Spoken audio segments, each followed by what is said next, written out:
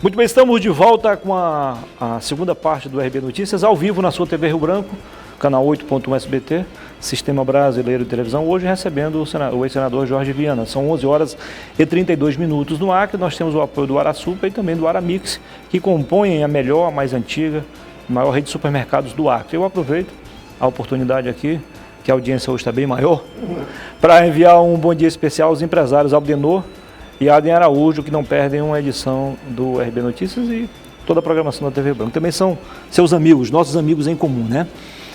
Senador, antes que o senhor responda a pergunta feita na virada do bloco, vamos mergulhar no túnel do tempo. Vou fazer uma pegadinha com o senhor aqui. Neto, coloca essa foto. São duas fotos, na verdade, uma editada e outra original. Eu vou perguntar ao senador se ele lembra a data dessa foto. Vamos lá, então, desta foto. Rapaz. 11h33. Lembra a data? Abre a foto agora, Neto. Me ajuda aí, né? Aliás, fecha, faz aquela outra. É isso, essa daí. Agora acho que dá para você lembrar que data é essa aí. Prefeitura. Você tinha largado já a prefeitura. Era a prefeitura. Sabe que dia é esse aí? Começava aí a segunda fase da sua carreira. Aí o senhor era anunciado oficialmente como pré-candidato ao governo. No dia 98. Dia 5 de maio de 98. 31 anos. Não tinha um cabelo branco, hein, senador? Velhos tempos. Bons tempos, né? Legal. Mas sempre apertado pela imprensa. Sempre apertado aí. Porque a imprensa ajuda bastante. O primeiro microfone aí era da TV Rio Branco. TV Rio Branco, tá ali, a TV Gazeta, TV Acre e TV 5. Nesse tempo não havia festa dos blogueiros ainda, não. Dos internadores. Agora é mais desafiador ainda, mais desafiador, com certeza. E no finalzinho tem outra surpresa, viu? Vai se preparando aí. Mas não é desagradável, não. Não. Fique tranquilo, tá bom? Desagradável mesmo é viver esses tempos, né? Com as mortes, que a gente, toda hora que eu posso, eu tento confortar alguém, mandar uma mensagem. O senhor viu isso na pele, né? A gente vive... Não me fale, sabe? Eu estou pedindo a Deus que esse tempo já passe, que a gente volte a se abraçar, sorrir. E lamentavelmente, no mundo já começou a acontecer, ou já vai começar a acontecer, e aqui no Brasil as coisas ainda seguem piorando, né? Você estava falando, o que fazer? Olha, primeiro que se no meio de uma pandemia tem que seguir a ciência, a orientação das autoridades de saúde e adotar medidas, concretamente. Medidas pessoais, cada um de nós tem que adotar medidas, né? De higiene, de mão, de isolamento social, como eu falei, que o vírus ele é levado por alguém. E óbvio, né? Graças à ciência, agora temos acesso à vacina, trabalhar para que todos possam ser vacinados. Tá. Mas eu acho que, assim, os governantes, os líderes, deveriam trabalhar pelo menos em duas frentes, em vez de ficar nessa discussão politizando um problema que põe em risco a vida. Na sua opinião, houve, de fato, a politização da pandemia? Houve. A mercantilização, muita gente está se dando bem financeiramente, né? Eu não sei, é uma tragédia tão grande. Eu sei que tem gente que está ganhando agora, aproveitando para ganhar dinheiro, mas é um terror. Mas eu acho que houve sim. E, por exemplo, eu vou pegar um exemplo de um país que os que estão no governo lá em Brasília admiravam, queriam botar até bandeira dos Estados Unidos junto com a bandeira nacional, e falando que isso é nacionalismo. Eu nunca entendi isso. Mas os Estados Unidos trocou o presidente da República, tirou um presidente que era muito parecido às teses com o daqui do Brasil, era um fã um do outro, trocaram o presidente e em poucos meses os Estados Unidos já têm data para se livrar da pandemia. Todos os professores dos Estados Unidos, nesse mês de março, vão estar vacinados. Toda a população vai estar vacinada em maio, população que precisa da vacina. Trocou o presidente e o presidente adotou duas medidas que eu acho que faltam aqui. Uma é a sanitária, não podia estar trocando o ministro da Saúde. Tinha que estar implementando conjuntamente com os governadores, com o prefeito, com a sociedade. Então, toda semana, o líder tinha que ir lá mesmo na televisão, junto com o seu comitê de cientistas, de médicos e médicas, orientar a gente o que fazer. Mesma coisa nos estados, mas todo mundo junto. Isso teria e funciona, ainda dá para fazer. Mas tem uma outra, que é econômica. Em vez de ficar brigando, tem que deixar tudo aberto e todo mundo andando, porque senão a economia vai falir se as pessoas não tiverem dinheiro, se as pessoas seguirem morrendo, aí não sobrevive nada. Então os Estados Unidos lançou um programa sanitário de vacina, de cuidado, de isolamento social e lançou um programa de socorro às pessoas. Os Estados Unidos botou 4 trilhões de dólares na economia. Aqui no Brasil, estamos discutindo botar um teto para limitar o gasto, inclusive na saúde. Essa tragédia que o Congresso estava votando. Acabaram de votar uma PEC, a 186, lamentavelmente, com apoio de boa parte dos políticos do Acre, dos senadores, e de boa parte da bancada federal, com as honrosas exceções sempre da Perpétua e do Léo, uma PEC que congela o salário dos funcionários por 15 anos. Os Estados Unidos estão fazendo o contrário, está dando dinheiro para as pessoas. Tem gente que recebe lá 20 mil reais por mês de auxílio emergencial. Os Estados Unidos está botando o PIB do Brasil de 5 anos, ele está jogando na economia para recuperar a economia. Aqui o Paulo Guedes e o presidente quer tirar o dinheiro da economia. É uma perversidade que estão fazendo com os servidores públicos, com os funcionários. Não tem governo que funcione tratando mal o servidor. O servidor precisa de salário, de condição de trabalho. Ele é o maior aliado de uma equipe, de um governante. Foi assim que deu certo comigo. Outra coisa que estão fazendo aqui no Brasil, esse auxílio emergencial. O relator do orçamento, senador pelo Acre, teve coragem de, em vez de dar 600 reais para pessoas, botar 250. Eu queria aqui cumprimentar alguns parlamentares. Mas escute aqui, o senhor é alguém muito inteligente, sempre estudioso. A economia brasileira resistiria a algo maior que esse valor? Resiste, porque já gastaram quase 500 bilhões e mal gasto. Mas o problema é de onde viria esse dinheiro. De onde vem. Todos os países fazem o quê? Estão fazendo dívida, sinto muito. Não tem o que fazer diante de uma pandemia. Os Estados Unidos estão fazendo o quê? Está tirando dinheiro de onde? Ele faz. Mas, senador, os próprios economistas independentes entendem que hoje o Brasil já não tem mais para onde. Não. Veja bem. O PIB está todo comprometido. Isso é igual a uma guerra. Não. Os Estados Unidos vai ficar com 200% da dívida. O país mais rico do mundo hoje ainda, porque a China vai passar eles, vai ficar com a dívida, o dobro do PIB dele. A nossa do Brasil, quando nós governamos, era 50% do PIB. Deve chegar a 100% do PIB. Mas a pandemia não tem o que fazer. O governante o que é que faz? O governante pega, põe isso aqui, precifica, diz, ó, a pandemia, a saúde, o socorro às empresas e à economia vai custar tanto. Você gasta isso com responsabilidade, e vai pagar isso ao longo de 40 anos, sinto muito. Vamos salvar as vidas. Gente, raciocina aqui comigo. Por que os Estados Unidos não estão uma quebradeira de empresa? Na Europa também não. Porque os governos socorreram as empresas. Aqui está tendo essa discussão de fecha e abre, e nem fecha nem abre, é meia boca, porque não houve socorro para as empresas. O pessoal quer que fecha para poder cuidar da área da saúde.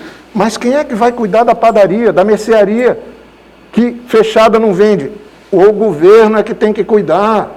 O que é que está acontecendo com o governador? Mas esse é o maior problema, né, senador? Que por parte dos governos estaduais e os municipais, não há praticamente nenhuma contrapartida, né? Eu diria... Por exemplo, 293 bilhões foi o custo do auxílio emergencial, 420 bilhões foram destinados aos estados. E os estados fizeram o quê? As prefeituras, por essa gente que está sem trabalhar, sem poder trabalhar, melhor dizendo. Não, eu acho que o governo central brasileiro fez muito mal. Não fez o que tinha que fazer. Porque você, de novo, quer fazer uma cópia? Copia a Europa, porque os países lá começaram a ter doença antes da gente, ou copia os Estados Unidos, que estava com um número de doentes parecido com o nosso, que agora está saindo da pandemia. Quando eu falo de socorrer as empresas, é socorrer mesmo. Como é que eles fazem? Eles pegam o que a empresa gastou em julho de 2020, estou voltando aqui no tempo, em julho de 2020, ele pega o que ela gastou em julho de 2019 e ajuda com 60%, 70% do gasto daquela empresa, o dinheiro chega na empresa, tem que confiar nisso, salvar a empresa. Não, eles fizeram aqui, pelo menos na folha de pagamento, de quem aderiu, até 80% do valor. Pois é, mas tinha que fazer para todo mundo. Tem que ter 2 movimentos, o auxílio emergencial e socorrer as empresas. Vou falar uma coisa que eu não sei se vocês sabem. Vocês sabem que o governo do Acre não está pagando a dívida com todos os bancos há quase um ano? Sim. Sabe por quê? Porque o Supremo Tribunal Federal tomou uma decisão que todo o pagamento das dívidas dos estados iria ser suspensa. Quanto que é o pagamento que o Estado faz todo mês do serviço da dívida aqui do Estado? Todas as dívidas, de todos os governadores, perto de 50 milhões por mês. Perto de 50 milhões por mês, se você multiplicar por 10, dá 500 milhões. Se você multiplicar por 12, mais dá de meio bilhão por ano. 600 milhões. Onde vai esse dinheiro? Daniel Zen, deputado estadual, nós discutindo, tentando ajudar. Não estou dizendo se eu fosse o Gladys, mas aqui o governador podia fazer. Ele pega dos 50 milhões que ele não está pagando de dívida, 50, pega 20%. Se ele pegar disso, dá 10. Se ele pegar um pouquinho mais, pegar 20 milhões do que ele não está pagando, sobra mais da metade para ele, ele vai poder socorrer mais de 50 mil famílias. Com auxílio emergencial. Com 300 reais. Se essa pessoa pegar os 300 reais, ela não vai pedir sacolão nas esquinas. Ela não vai pedir sacolão no supermercado para ninguém se humilhando no meio de uma pandemia, correndo o risco de morrer. Ela vai ter o dinheirinho dela, ela vai comprar na mercearia, ela vai comprar na padaria, vai aquecer a economia. É com dinheiro na mão das pessoas que a economia se levanta e não tirando o dinheiro das pessoas. Então, por que não está sendo feito isso, gente? Aí você tem como ministro um Paulo Guedes, a relatoria do orçamento fazendo isso, está errado. Então, o deputado Daniel Zen apresentou uma proposta que podia chamar de renda mínima, não, para mim é auxílio emergencial. Quando eu fui governador, antes de ter o Bolsa Família, com a Marina ainda, nós criamos o adjunto da solidariedade, que era um dinheirinho para as pessoas não ficar pedindo, se humilhando para ninguém. Você vê agora, na alagação, a deputada Perpétua foi lá com a ajuda dos artistas, da CPT, distribuir cesta básica. O Daniel Zen foi, o Léo de Brito foi. O deputado Léo de Brito está aí fazendo um trabalho extraordinário, estou muito orgulhoso, porque ele está lutando por aquilo que o governo do Estado e aquilo que o governo federal deveria fazer. O Léo não está lá fazendo oposição. O Léo de Brito está ajudando. E nós todos, quando o governador falou de vacina, todos nós apoiamos. A gente quer que aconteça. Agora, gente, depois de um ano de pandemia, raciocine comigo. Vai fazer um ano amanhã. Pensa aqui, comigo. O decreto. Era para estar faltando oxigênio, não deu para planejar. Era para estar faltando UTI, não deu para planejar. Depois de um ano, não estou falando do primeiro mês da pandemia. O Brasil está ficando agora, essa semana, o pior país do mundo da pandemia, por conta da posição do governo central, brigando com os governadores, brigando com o prefeito. Isso não funciona. Ainda sobre a pandemia, o senhor aprova as ações do governo do Acre? Ou melhor dizendo, vamos ser mais práticos, se o senhor fosse governador, o senhor adotaria as mesmas práticas ou faria algo diferente? Sobretudo agora na questão da saúde e na questão econômica também. Olha, com todo respeito, eu acho que o governo do Acre foi conivente com o Bolsonaro. Como assim? Conivente, ficou apoiando, nunca cobrou. Como é que o governador baixa um decreto? Mas ele andou assinando algumas cartas dos governadores também, lembra? No início. Como é que o governador assina um decreto dizendo que está restrito aqui no nosso estado, que todo mundo tem que andar de máscara? Aí vem o presidente do lado dele, sem máscara. Ou ele tira a máscara e rasga o decreto, ou ele pede ao presidente, o presidente põe a máscara, porque nós temos um decreto que eu assinei. O senhor faria isso com o governador? O presidente, se fosse eu governador e um presidente, qualquer um faria isso, isso é o bom senso. Mas o que eu estou querendo aqui falar é que... Aliás, o senhor está usando máscara, mas a gente deixou o senhor bem à vontade. Mas eu acho que é o correto a gente tentar ajudar. E eu não estou aqui querendo culpados, não. Sim. Mas eu acho, sinceramente, que o governador do Acre deveria estar fazendo algo para socorrer as famílias primeiro. Não é só levar uma sacola, uma cesta básica, isso é um gesto nobre. Mas por que não cria a renda? Por que não faz o auxílio emergencial? Você acha que é justo as pessoas, no pior momento da pandemia, ficar sem o auxílio emergencial? As pessoas estão passando fome. Nós nunca tínhamos visto isso mais no Acre, gente. Gente passando fome, desempregada, sem ter onde trabalhar. Aí ficar discutindo se vai ou não vai. E outra coisa, para mim, uma coisa que precisava aqui ter mais sério é a informação para a população. Quantos leitos de UTI tem, como é que foi aberto, e não uma propaganda, só falando que abriu não sei quantos leitos e está faltando oxigênio. Então, eu não estou querendo jogar pedra em ninguém, eu acho que eu torço para que o governador Gladys consiga nos ajudar a diminuir as mortes e as vítimas. Eu não vou fazer igual o vice-governador dele faz, porque no meio de uma pandemia eu nunca vi uma briga tão grande de um governador com o vice, se agredindo em redes sociais. Eu estou vendo familiares do vice-governador agredindo, ou pelo menos denunciando o governador. Isso é terrível. Era hora de união de todos. Era hora de chegar o governador, pedir a compreensão de quem é de oposição, de quem é, para todo mundo estar junto, pela vacina, pela salvação das vidas. Gente, se num momento como esse não há união, em que momento vai ter? Eu, às vezes, fico me perguntando, era para isso que queriam ganhar? Era para isso que queriam chegar na presidência da República? Chegar aqui na prefeitura de Rio Branco? Eu lamento muito esse episódio agora, que houve essa semana na prefeitura. Ontem? Eu fiquei numa tristeza, porque os garis, as margaridas, os roçadores, para mim são as pessoas que limpam o chão que a gente pisa. São as pessoas mais simples do nosso povo, que precisam tanto daquele salário. As pessoas estão sem receber, isso não acontece há mais de 20 anos na prefeitura de Rio Branco. Com todo o respeito eu falo isso. O atual prefeito foi uma vez acusado de ter batido em pessoa lá no município dele, falou que não era nada daquilo. Mas esse gesto de mandar a força poderosa da polícia, a polícia tinha que estar usando a força total contra os bandidos, contra a facção, contra quem está aí amedrontando a gente há muito tempo, e não contra os desarmados e humildes servidores.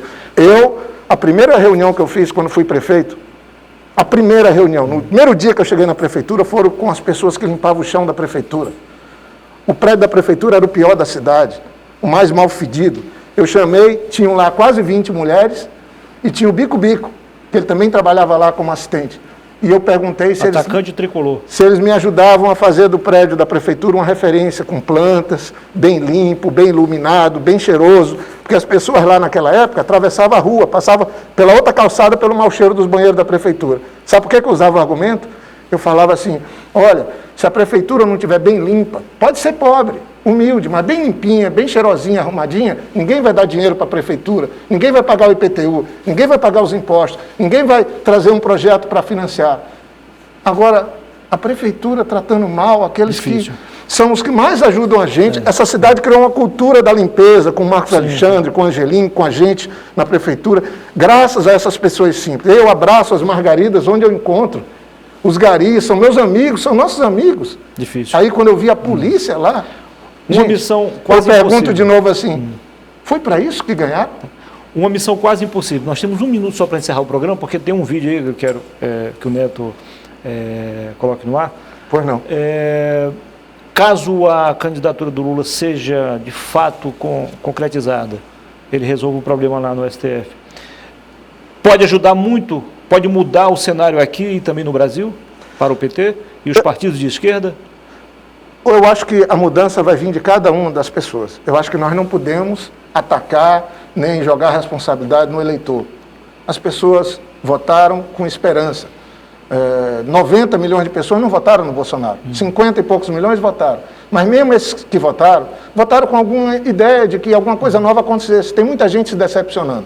Por isso que eu nunca fico com raiva de quem não me ajudou na última eleição. Porque já me ajudou antes. E quem sabe, se eu for candidato, pode me ajudar na próxima. Mas o mais importante é que sem a gente ter bons políticos, bons líderes, a gente não vai promover as mudanças. O Brasil precisa se reencontrar com sua história. A gente precisa brilhar os olhos de novo, entender que o brasileiro é um cara bom, mas para a gente ser uma pessoa boa, a gente tem que parar de fazer coisas ruins. Sinceramente, ultimamente, tem gente misturada. Em cada família tem uma pessoa que é do gênio ruim, que defende o mal, e começa pelo presidente da República. Eu, sinceramente, prefiro apostar na coisa boa. Entendi. Nas pessoas boas se juntando novamente, se abraçando, e a gente começando uma história linda, nova aqui no Acre, na política, no Brasil. Legal. Tenho essa esperança. Atenção, produção, coloca no ar, então, o vídeo aí. Depois a gente volta a conversar com o senador. 11h51.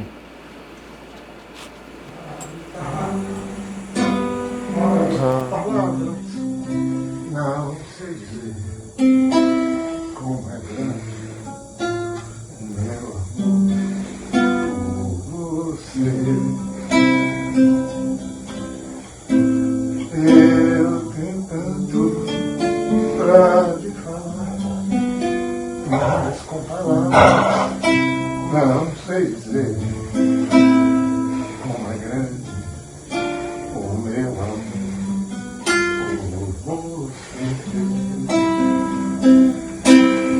E não há nada pra comparar, para poder me explicar como é grande o meu amor.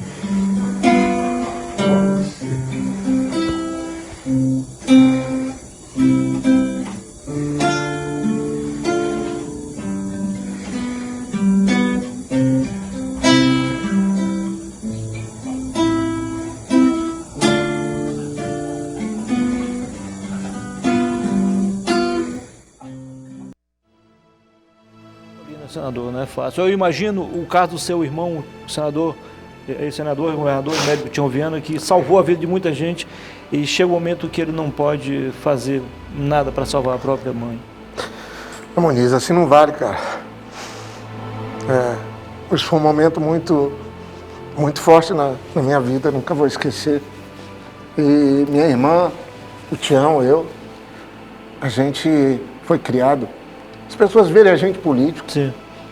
veem a gente engenheiro, mas é um ser humano também. não entende, às vezes, que tipo de gente cada um é. Somos de carne e osso também, né? E eu sinto falta no país hoje, no Senado, na Câmara, na Presidência da República, na Prefeitura, aqui no governo, de pessoas que tenham sensibilidade, pessoas que tenham amor pelo próximo, de verdade.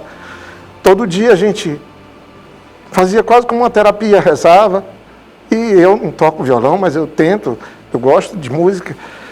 A gente tocava a oração de São Francisco, de Nossa Senhora, e esse dia foi 2 dias antes dela morrer, e eu via que ela reagia.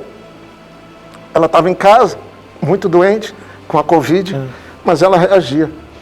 Porque nós fomos criados assim, indo todo dia na casa do pai. Nossas desculpas aí em nome da produção, porque não foi muito foi forte uma também. forma que a gente encontrou para prestar homenagem póstuma. Não, mas eu agradeço. Silva, acho que ela merece. Eu agradeço. Minha mãe foi uma pessoa muito especial. Outro dia eu saí do supermercado, fazendo compra, e de tardinha, e já embioquei o carro assim, para ir para lá, para casa dela. Porque eu fazia isso todo dia. Aconteceu isso comigo com meu pai. Aí você vê que não tem mais... Aí eu andei um pouco, quando eu parei, eu falei, cara, para onde? Nunca mais eu vou poder fazer isso. Essa é a pior parte. Mas enfim, eu acho que eu tenho muito amor pelo país, pelo Acre. Eu não vou sossegar.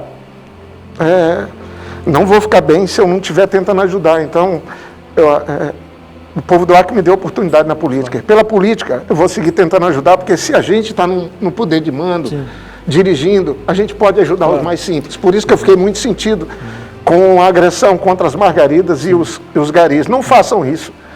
Não permitam que façam isso. Comandante da PM, quando tinha que ter um despejo, alguma coisa, a gente sempre evitava o conflito. Eu fiz isso. Nós evitamos durante 8 anos. Faz 20 anos ou mais que eu nunca vi uma cena dessa que eu vi ontem em Rio Branco. Isso não nos une, isso separa, isso diminui todo mundo. Então, fica aqui um apelo às autoridades, ao Ministério Público, que não deixe isso impune. Alguém tem que ser responsabilizado. Não sei se é o prefeito, peço aos vereadores que investiguem, não sei se é algum secretário, não sei se é o pessoal da segurança, mas aquilo não é humano. Aquele tipo de agressão não faz parte da política, do mundo civilizado. Muito obrigado, senador. Foi um prazer. Desculpe mais uma vez. Desculpa aí também, mas breve vocês me traíram de alguma maneira com essa imagem. Um abraço. Mas que Deus possa proteger o nosso povo e todas as famílias. Muito bem. Depois do intervalo eu volto para conversar com o presidente do Patriotas, o Emerson Pontes, em 2 minutos. Até já.